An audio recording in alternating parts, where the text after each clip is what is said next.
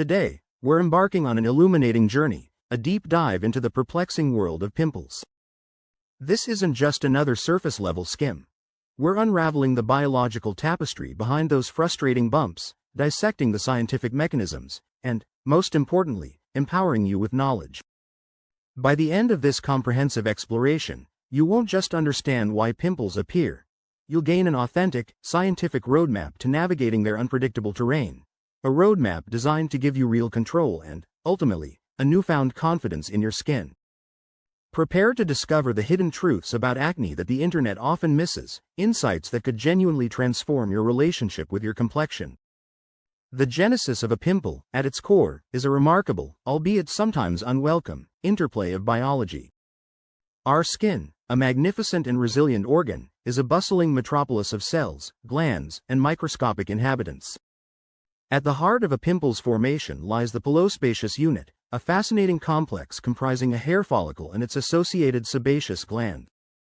These glands, nestled within the dermis, are the architects of sebum, an oily, waxy substance vital for lubricating our skin and hair, forming a protective barrier against external aggressors. Think of sebum as your skin's natural moisturizer, its guardian.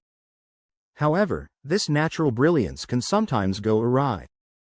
The initial spark in the pimple's fiery trajectory often ignites with an overproduction of sebum, a phenomenon scientifically termed seborrhea. This isn't just a simple excess, it's a profound shift in the sebaceous gland's output, often influenced by a symphony of internal signals, particularly hormonal fluctuations. And here's the twist. This isn't solely a teenage torment. Adult hormonal acne, often manifesting along the jawline or chin, is a testament to the enduring influence of our internal chemistry. The androgen hormones, like testosterone, even present in females at lower levels, act as potent stimulators for sebaceous glands. During puberty or periods of hormonal imbalance, a surge in these androgens can send the sebaceous glands into overdrive, churning out a viscous, abundant supply of sebum. But an abundance of sebum isn't the sole culprit. It sets the stage, certainly, but the plot thickens. The next pivotal character in this dermatological drama is the keratinocyte. These are the predominant cells of the epidermis, constantly undergoing a cycle of growth, maturation, and desquamation, the shedding of dead skin cells. This process is essential for maintaining a healthy skin barrier. However, in the context of acne, this normal shedding can become disrupted, leading to what scientists call abnormal follicular keratinization. Instead of shedding neatly, these dead skin cells, laden with a sticky keratin, start to clump together. Imagine a tiny traffic jam forming within the hair follicle. This sticky melange of dead cells, combined with the burgeoning pool of sebum, begins to occlude, or block, the follicular opening. This blockage is the insidious beginning of a microcomedone, the microscopic precursor to every visible pimple. This isn't just a simple clog, it's a meticulously engineered obstruction, creating an anaerobic environment, one devoid of oxygen, deep within the follicle. And this lack of oxygen is a critical plot point. This newly formed, oxygen-deprived sanctuary provides the perfect breeding ground for our next key player, Propionibacterium acnes, now more accurately termed Cutibacterium acnes, or C. acnes. This bacterium is a normal resident of our skin's microbiome, typically coexisting peacefully. It thrives in anaerobic conditions and, when presented with the rich sebum within the blocked follicle, it proliferates dramatically. C. acnes feasts on the triglycerides in sebum, breaking them down into free fatty acids. These free fatty acids are profoundly irritating to the follicular wall, triggering an immune response, our body's natural defense mechanism kicking into high gear. This immune response is where the visible signs of inflammation begin to surface. White blood cells, particularly neutrophils, rush to the scene, releasing enzymes and reactive oxygen species in an attempt to combat the bacterial overgrowth and clear the debris. This inflammatory cascade is what transforms a nascent microcomedone into a palpable papule, a small, red, tender bump, or, if the inflammation intensifies and pus forms, a pustule. The pressure within the inflamed follicle can become so immense that the follicular wall ruptures, spilling its contents, sebum, dead cells, and bacteria, into the surrounding dermis.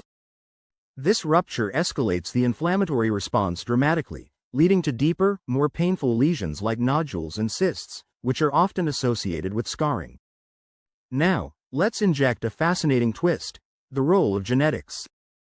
While external factors and hygiene are often blamed, a significant predisposition to acne is inherited. If your parents battled acne, your likelihood of experiencing it yourself increases considerably. This genetic component influences various aspects: the size and activity of your sebaceous glands, the propensity for abnormal follicular keratinization, and even the responsiveness of your immune system to C. acnes. It's not a direct inheritance of pimples themselves, but rather the genetic blueprint for a skin type more susceptible to the conditions that foster acne.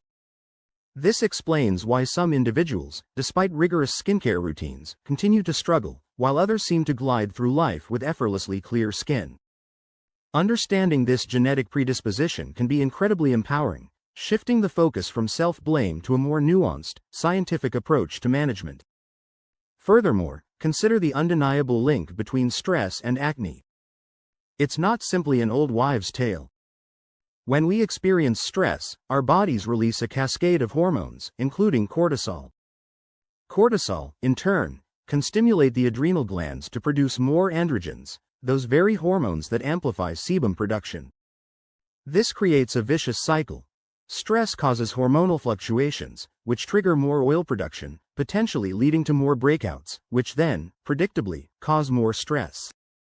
Breaking this cycle often requires a multi-pronged approach, addressing both the physiological and psychological aspects. This highlights the holistic nature of skin health, extending beyond topical applications to encompass our internal well-being. The modern understanding of acne also incorporates the fascinating concept of the skin microbiome. Our skin is home to trillions of microorganisms, a complex ecosystem of bacteria, fungi, and viruses, some beneficial, some opportunistic. While C. acnes is a key player, the balance of this entire microbial community can influence acne severity. Dysbiosis, an imbalance in this microbial harmony, can contribute to inflammation and exacerbate breakouts. This cutting-edge research suggests that future acne treatments might increasingly focus on modulating the skin's microbiome to promote a healthier, more resilient environment. So, how do we, armed with this profound scientific understanding, navigate the treacherous waters of acne? The journey begins with a meticulous yet gentle cleansing routine. Overwashing or harsh scrubbing can paradoxically worsen acne by irritating the skin and stripping its natural oils, prompting the sebaceous glands to produce even more sebum in compensation.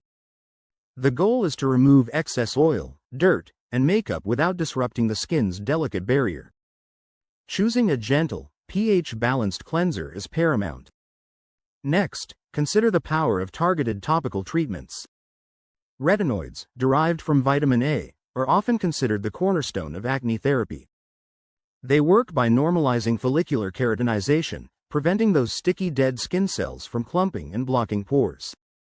They also have anti-inflammatory properties and can help reduce the size and activity of sebaceous glands. Think of them as the master regulators of cellular turnover. Then there's benzoyl peroxide, a formidable ally with potent antibacterial properties. It introduces oxygen into the follicle, creating an inhospitable environment for anaerobic C. acnes, and also helps shed dead skin cells. Salicylic acid, a beta-hydroxy acid, BHA, is another hero, known for its ability to penetrate oil and exfoliate within the pore, effectively dissolving the glue that holds dead skin cells together. For inflammatory lesions, topical antibiotics like clindamycin or erythromycin can be prescribed to reduce bacterial load and inflammation, though their use is often strategic to prevent antibiotic resistance. For more severe or persistent acne, oral medications may become necessary. Oral antibiotics, such as tetracyclines, target C. acnes and reduce inflammation throughout the skin. However, their long-term use is typically discouraged due to the risk of antibiotic resistance and disruption of the gut microbiome. The most powerful systemic treatment for severe, recalcitrant acne is isotretinoin, a derivative of vitamin A. It dramatically reduces sebum production, normalizes follicular keratinization, and possesses anti-inflammatory effects. Isotretinoin is a game-changer for many, offering long-term remission, but it comes with significant side effects and requires close medical supervision. For hormonal-driven acne, particularly in females, oral contraceptives or anti-androgen medications like spironolactone can be highly effective by modulating androgen levels.